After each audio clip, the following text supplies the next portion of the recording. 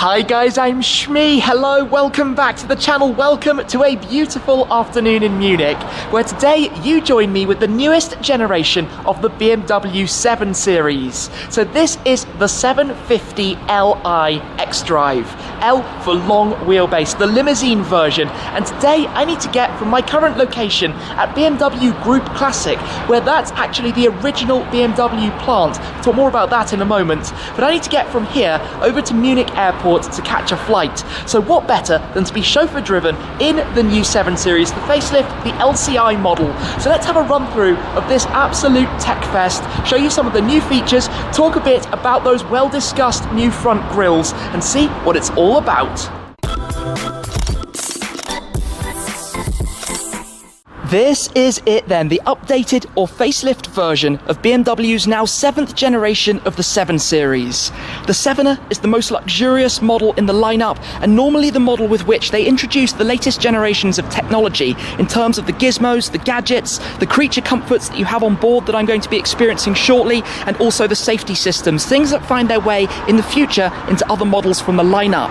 Now this being the 750 Li means that we've got a 4.4 litre twin turbocharged V8 making 530 horsepower, so plenty of power to breeze down the German autobahns, the de-restricted autobahns, with speed, style and comfort to head over to Munich Airport, departing from this pretty special location right now. This is the home of BMW Group Classic, and that building is where it all began, the original assembly plant back in 1918.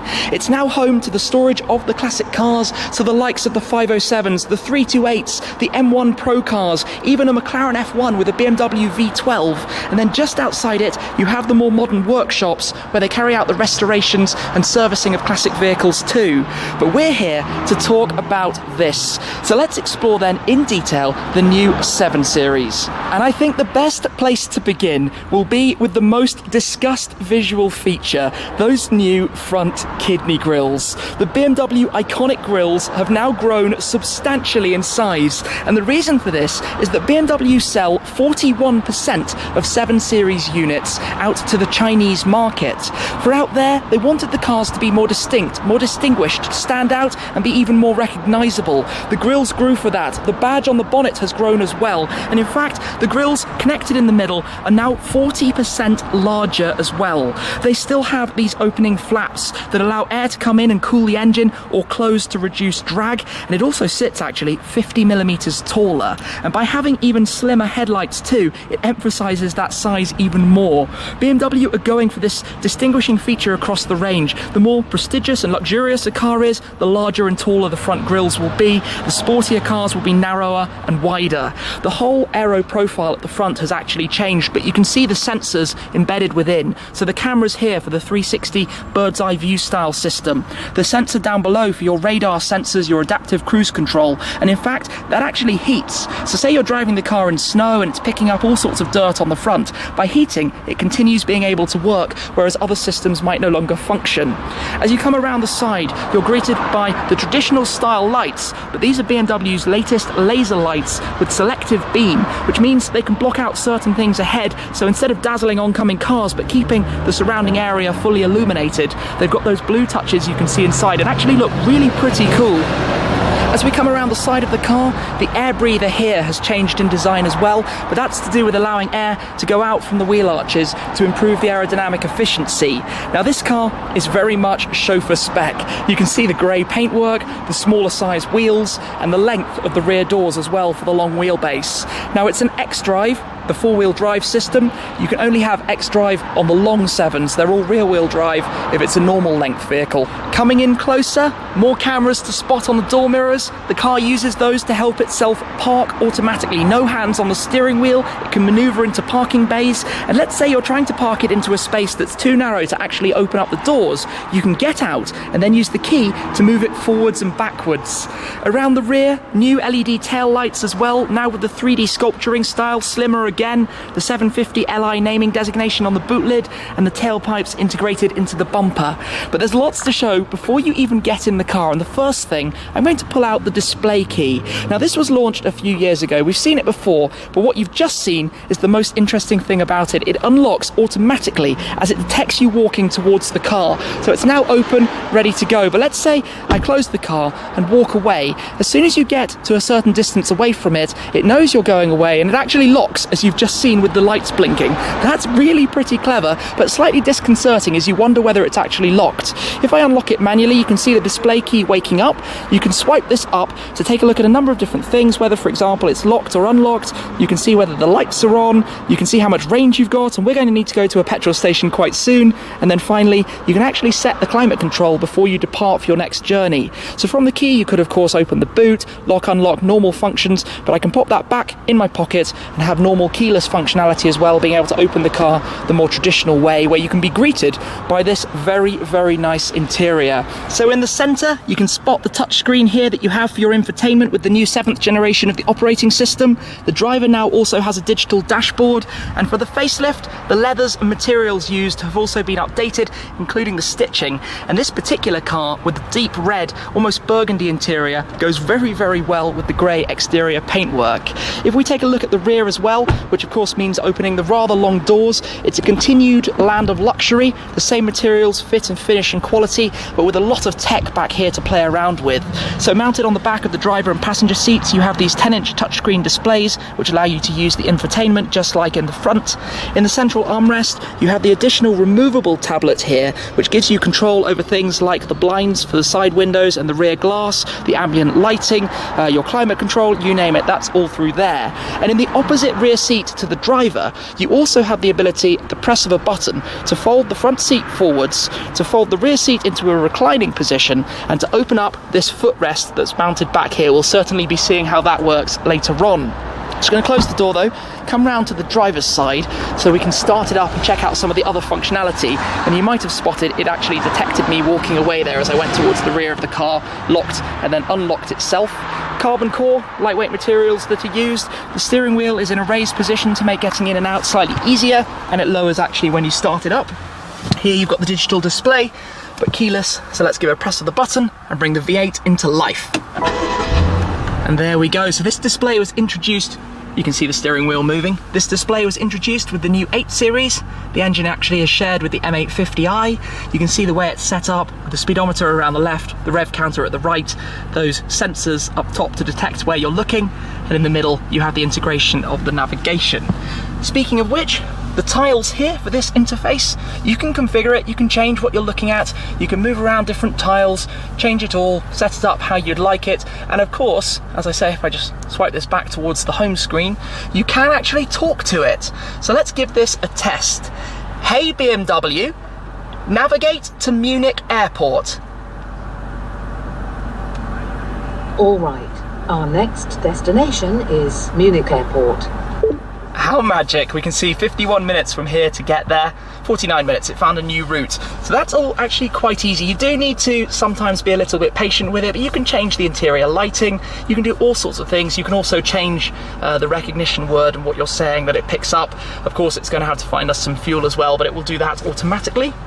Other features you have are the gesture control. So different movements of your hands actually do different things. If you want to reject a phone call, you kind of wave it away. I think we've currently got set that if you do this, it mutes. You can also do this to raise and lower the volume, depending which way you want it to go, and then mute it again. It's all pretty clever what you can do, and that's just using some sensors up above. We've got the sun poking through the lovely glass sunroof above us, but it's generally a pretty nice place to be seated, and of course ready and set now to be heading off. You've got your adaptive cruise control settings here, your ability for the car to stay in lane, the automatic lane guidance where if you were to take your hands off the wheel it would keep you in check. Not fully autonomous vehicles at this stage. You've also got your seat heating, ventilation, the ability to move the passenger seat from the driver's side, adjust all the windows and blinds. That's why you have additional buttons here, heating, cooling, everything back there. We've got an 8-speed automatic gearbox, your controls as well, so you can put it in adaptive mode, which adjusts how the air suspension is reading the road up ahead of you.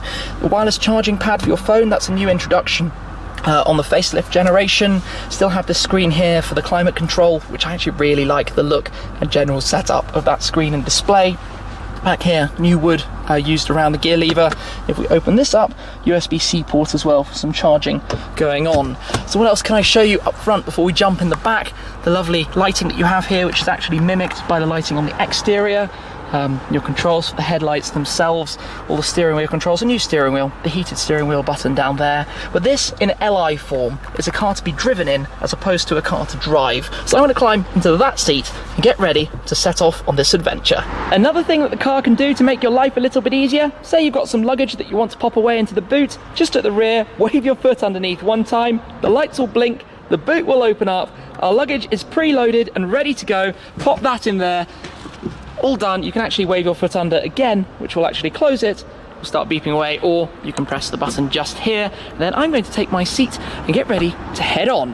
Let's do this then. So, Schmark 150 up front, how are you? Oh well, oh well.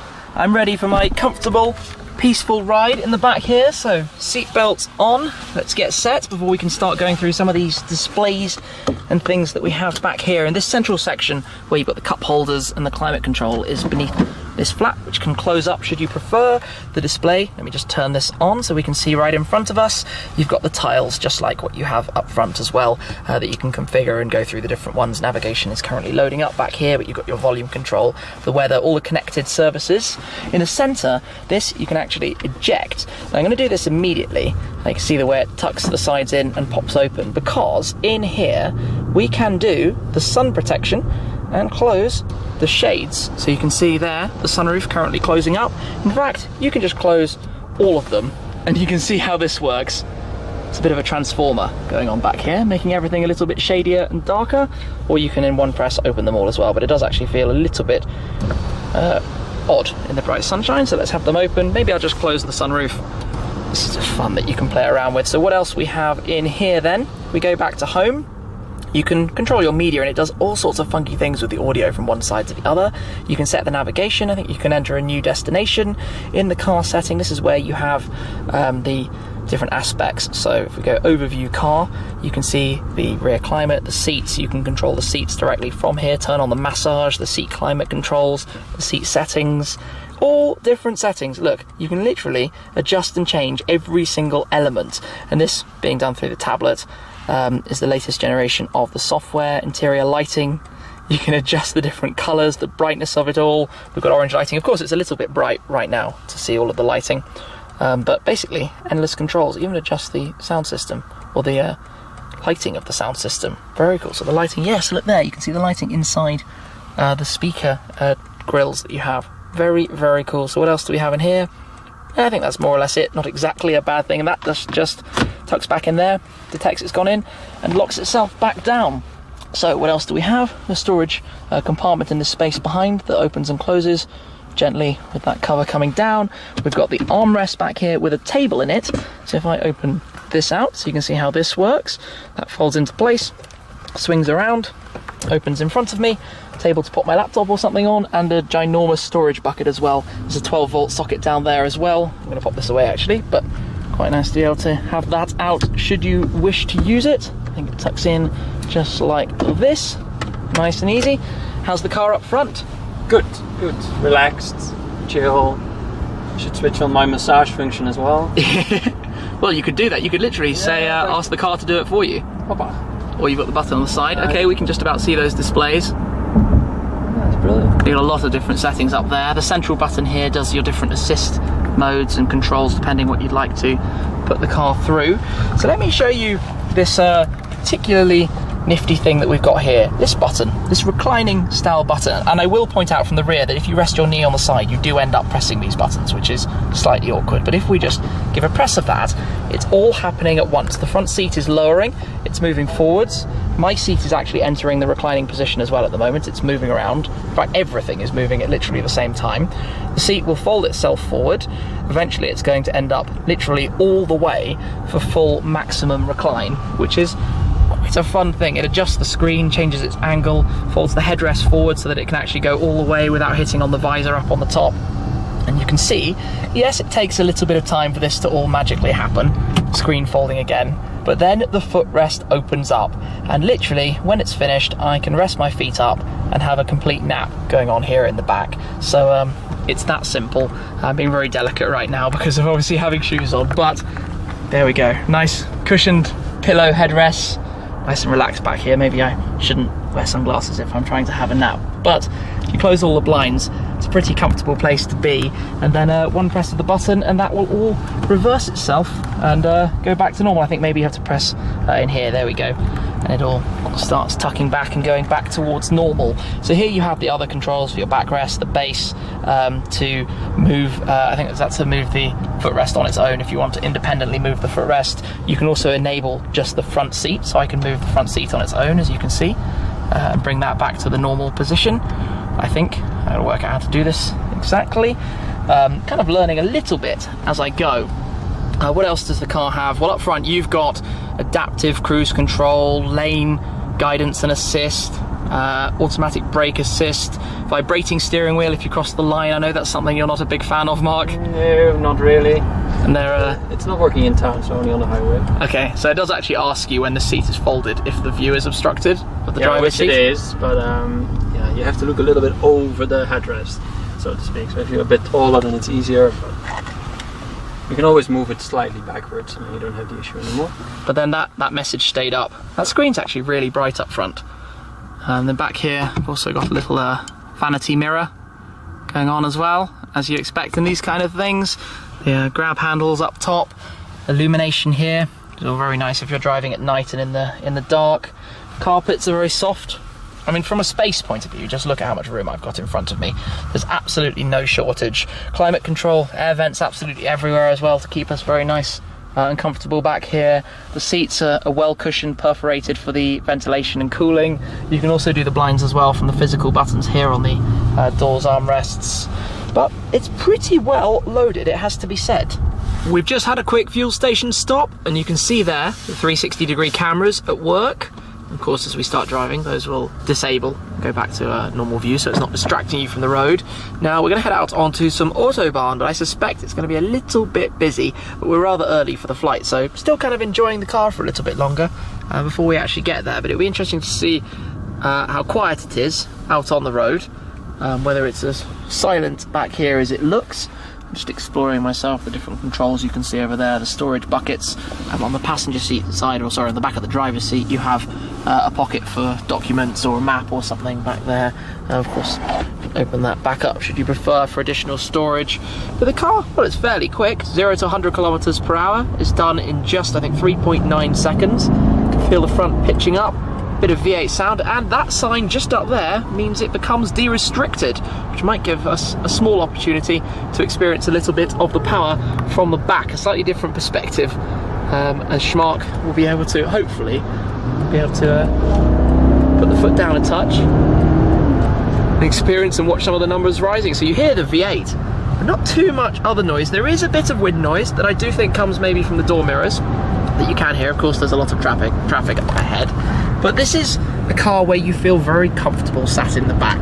The long wheelbase version makes it incredibly long, which isn't ideal for parking, let's say, but if you're purchasing that, you're likely the person who wants to just sit and be relaxed and sat back here, knowing that I've got the ability at the press of a button to go through all sorts of different screens, displays, controls. You could opt the car with fragrances that dispense around it. You can have a fridge back here as well, I think, should you prefer, instead of the extra space. You can't really complain about what we've got on offer, and we're cruising along at just under 150 kilometers per hour, very gently, very calmly, and as I say, not necessarily heading in the right direction, but just enjoying the car and a bit of a drive while we've got some time before the flight. And there goes another 7er being tested. Of all the coincidences, I wonder what they're working on there. Here we go then, opening up a little bit in front of us. Feel the car picking up speed pretty quickly, up towards 200 kilometers per hour or so. And this is where I think it comes into its own. I'm not sure what it's like to drive up front, but it feels relaxed and calm. Would you say the same? Yeah, totally. It's so relaxed and calm that you sometimes forget how fast you're going. Because this is 165 now, and it's like, it feels like 120. It's like ease. Just nothing. Just smooth, quiet, calm. Suspension is decent. You've got a few different driving modes you can go through, but by default it's obviously keeping things quite comfortable and calm. And from back here, that is definitely how it feels. Not too much noise. Just watching the world go by from the back of the 7er. In fact, now that it's not quite so bright with the sun, I can turn this on and open up the sun protection sun visor. Give a press of that button. It's all so easy to do, and that's obviously the wireless tablet. You just press some buttons and the magic happens, and it opens up for us. This is the thing, the numbers just rise and rise and just rise and rise. And yeah, we're about to 250, so it's governed, we think, at, is that it? That's VMAX? 260 is where it's actually cut out. So we've done VMAX in the 750 Li, and that was really quite efficiently quick in the way it got there. And even at that speed, it just wasn't dramatic. It's easy, chill. Very, very much appropriate to cruise here on the Autobahns. So I think we're going to head now towards Munich Airport. Although, let's just enjoy another quick acceleration here.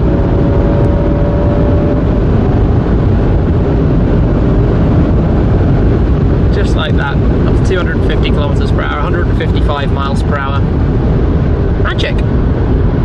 Arriving at Munich Airport. So, somewhere over that away is the plane that I need to catch. And sadly, we'll be saying farewell to the lovely BMW 7er. Here we go then. Time to pull on up, jump out, and head inside. So I'll head round,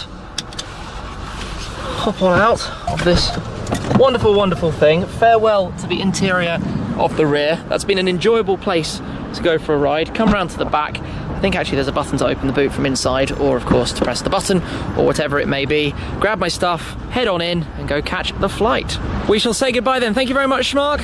Goodbye. Thanks for the lift. Enjoy driving the car. Let's have a quick listen to the startup of the V8 come into life there. So, the XDrive, four-wheel drive system of the 750 Li. It's discreet, it doesn't stand out, it doesn't shout from the rear. When you see it from the front though, those new grills, well, you can't avoid them, that's for sure. When you're looking literally straight at the front of the car, it's very, very prominent. But there we go. That is it for today with the BMW 750 Li. I hope you've enjoyed this video, being able to see the ins and outs of the new generation, the facelift of the 7th gen now of the 7 Series. Thank you very much, as always, for watching though, guys. I appreciate your support. I'll see you again very soon. Cheers!